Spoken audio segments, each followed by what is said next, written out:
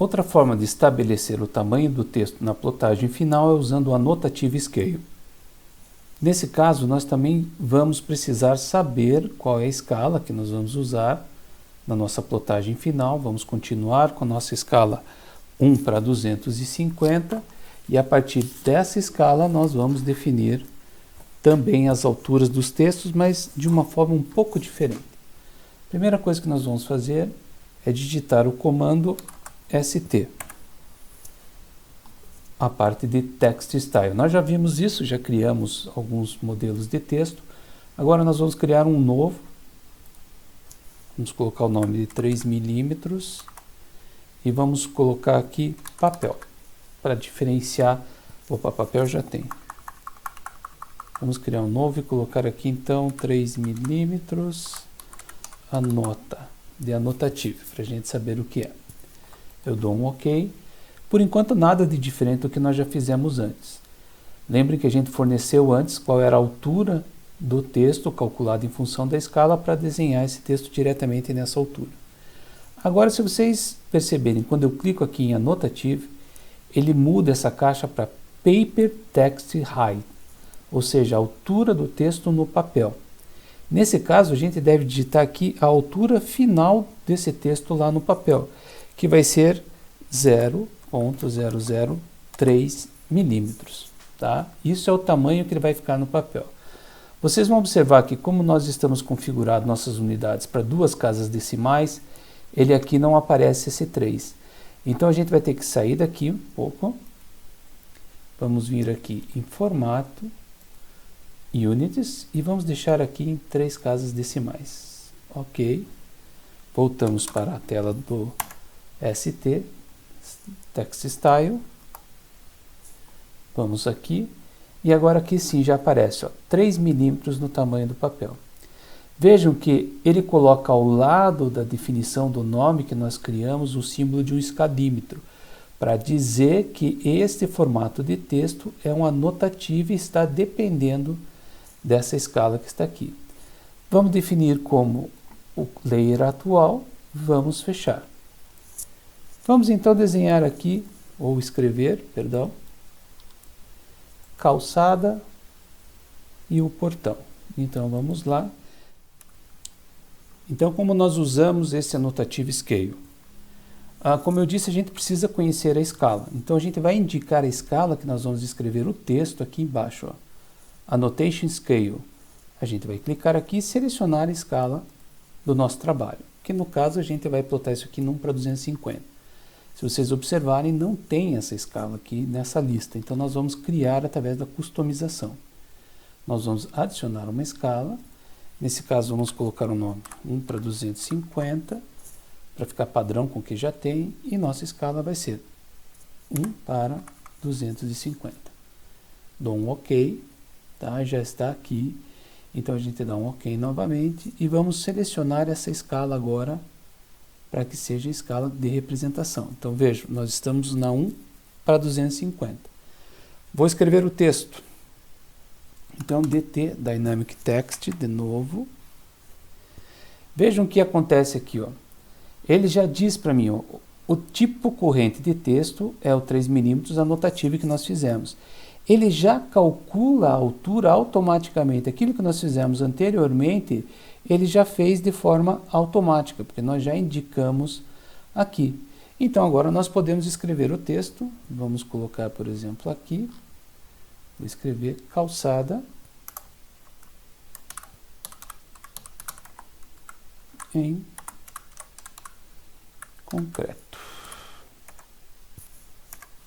Vocês podem observar que ele está do mesmo tamanho, exatamente do mesmo tamanho que nós tínhamos anteriormente.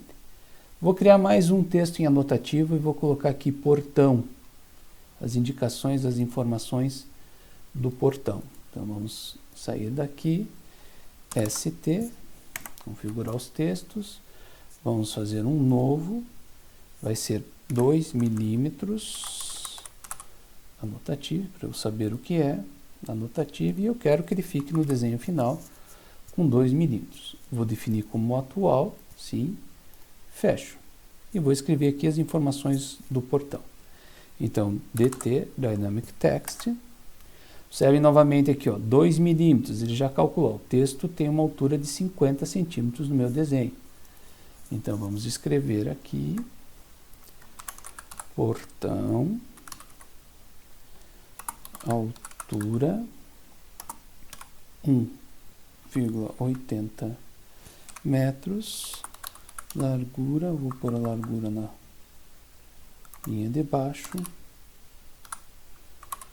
largura 3,10 metros. Pronto, só vou mover agora para um lugar que eu acho adequado aqui. Portão, aqui, aqui.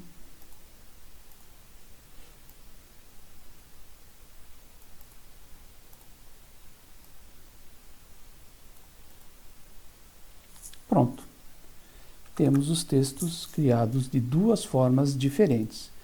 Vocês podem usar qualquer uma das duas formas.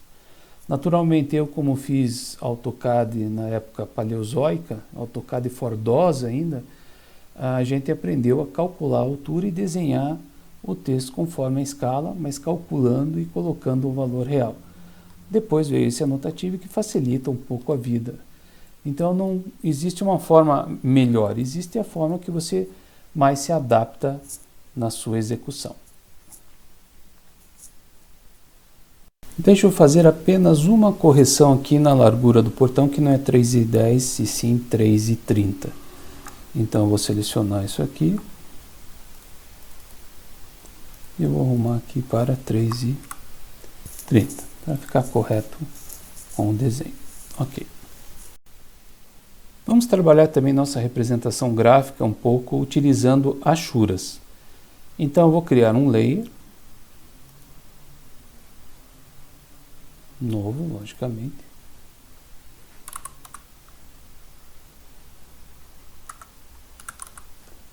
Vou colocar uma cor um pouco diferente. Se eu quisesse fazer um layer para cada tipo de achura, posso fazer de acordo com a vontade. Eu estou fazendo um para facilitar o nosso trabalho. E vou colocar uma achura nessa área da edificação e uma achura nessa área da calçada que está aqui. Antes eu vou escrever aqui calçada nesse espaço aqui para vocês, depois para poder mostrar para vocês um pequeno detalhe. Então veja, continue anotativo, vou deixar com esse valor, vou colocar aqui, vou colocar a nossa orientação nesse sentido, eu vou escrever aqui calçada em cerâmica. Opa, foi 2 L's lá. Já vamos arrumar aqui.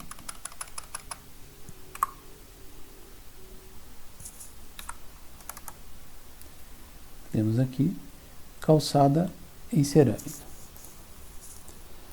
Agora eu vou usar as achuras efetivamente. Então vamos usar a achura agora aqui nesse elemento. Então a gente vem aqui Draw e vamos fazer Hatch. Veja, ele pergunta, selecione um ponto interno ou objeto. Observe que quando eu passo o mouse por polígonos fechados, que são esses casos aqui, ó, ou áreas fechadas, ele vai me indicar que vai poder achurar ali. Então vamos selecionar a edificação e vamos, estamos usando esse padrão de linha, ele está muito denso, eu vou trabalhar com escala aqui, vou jogar isso aqui numa escala de 5 vezes, pronto. Estabeleci a achura para a edificação. Observem o texto aqui, ó. O texto não é interrompido pelas achuras. Isto se você desenhar o texto primeiro e as achuras depois. Se eu colocar um texto agora aqui em cima, por exemplo, só para vocês verem o que acontece. DT. Vou colocar um texto aqui, vou dizer que é 90 graus aqui para ficar na posição correta e vou colocar aqui teste.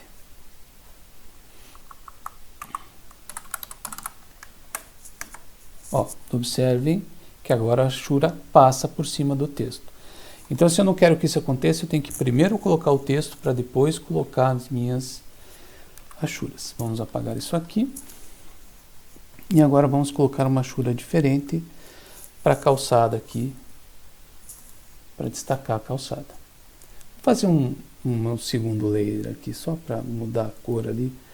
Ou posso deixar no mesmo layer, vou até fazer isso. Vou deixar no mesmo layer, só vou alterar a cor do elemento que está aqui. Então vamos de novo, Draw.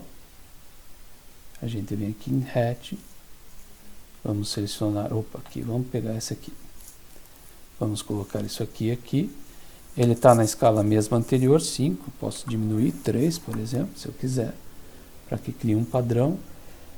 E vou mudar a cor aqui, de vez de ser por layer, eu vou colocar uma cor diferente, só para